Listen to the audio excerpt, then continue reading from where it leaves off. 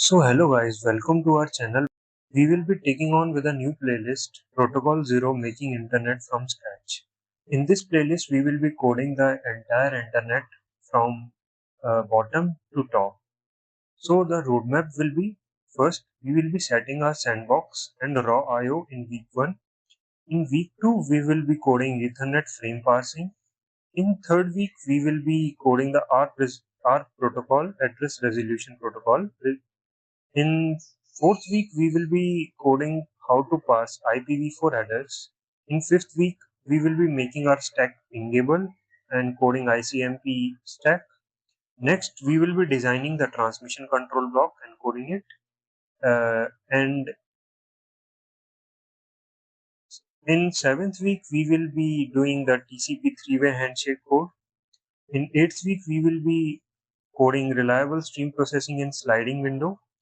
And in ninth week, we will be designing a custom socket API. In 10th week, we will be building a HTTP 1.1 web server. In 10th week, we will be tuning the 11th week, we will be tuning the performance with a high-speed LRU cache. In 12th week, at last, we will be doing async IO event loops. So let's start with week 1. In week 1, we will be setting up sandbox and raw input-output of packets. Before that, let's understand some of the concepts we will need in further in the video. So first, we will be needing a tap device. In Linux, there are two types of devices, TUN and TAP. TUN devices operate at layer 3 IP packet, and tap device operate at layer 2 Ethernet packet. So we will be using tap device to get the Ethernet packet and see its hex dump. First, when we read from tap file descriptor, we receive entire Ethernet frame, ETH header, payload, FCS. So let's look at the code. So let's start with the code. Now we will look at the headers we will be using. First, stdio.h. It is used for the normal basic printf scanf statements. unistd.h. It is used for read, close, POSIX functions. The fnctl.h is used to open file and devices in our computer.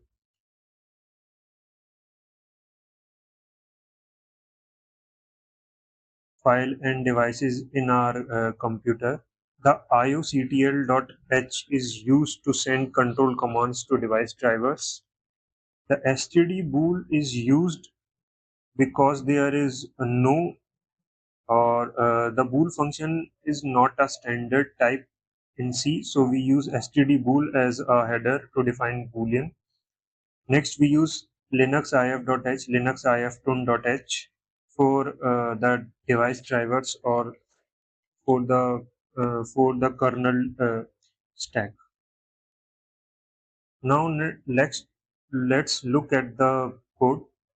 First, we will open a file descriptor.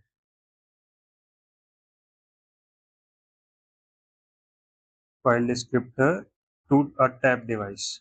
For that, we will use int fd equal to open function. Const get star file, it is the location of where the device driver is. We can see this in dev net/tun.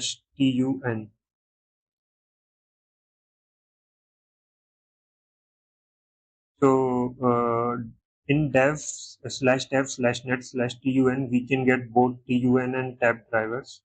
Then we will use flag, which what we want to do with the driver, like read only, read write both. So we need read write both, RDWR. For this, we only need read, but we give read write.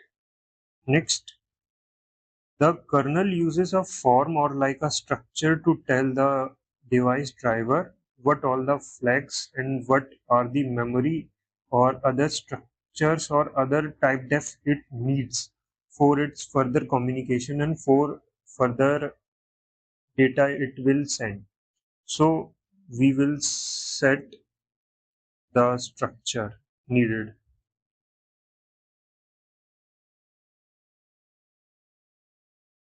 The name of the struct is interface request. So IFREQ.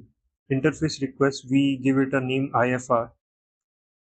Next, the IFR contains garbage. So we will set all the memory of IFR to 0. So mem set and IFR, we will give pointer, because if we do not give pointer, then it's just pass by reference, or just pass by value. So pass by value do not set memory. So we pass by reference. We give the whole reference or pointer to the structure. We set the memory to 0. Then size. How much we want to set to 0? We want to set the whole structure to 0. We give size of IFR. The whole structure is set to 0. Next, we set the flags. IFR flags. There are two flags we will mainly need here. The IFF interface tab, because we need tab driver or tab device.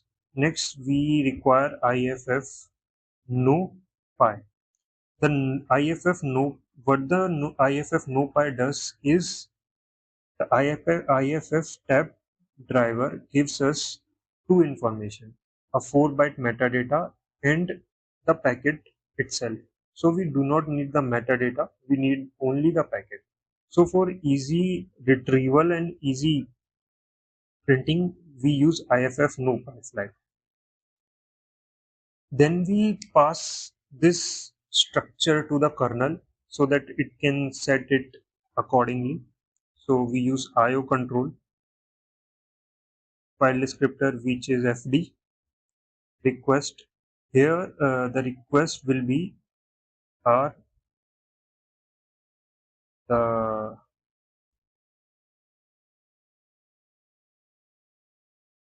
the request is, I have written here, request is TUN. So TUN set interface. So this is used for setting the interface. We will pass the structure IFR.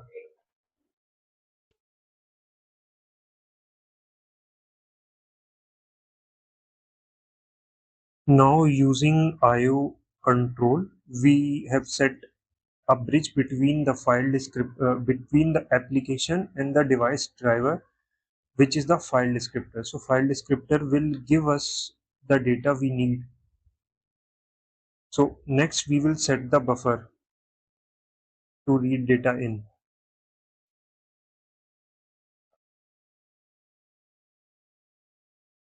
which will be unsigned char buffer 100. We use only 100 characters. Next, we set like int times. How many times we want to read this data? Like I'm setting it to 1. So while times minus minus, this will only read the data once. So what we will do here, then we will read through the file descriptor into the buffer, thus size how much we want to read. We will give it the whole size of buffer, size of buffer. Next, we have read the data. Now we want to print it. So for printing, we used for int I equal to 0, I less than 100, comma I plus plus. We want to print, so we use printf, and as this is hex data, we use mod 0 to x, x for hex, and buff I. This will convert the char into hex, or just print the hex directly, and we will give our space. Next, we do nothing. This is our whole program.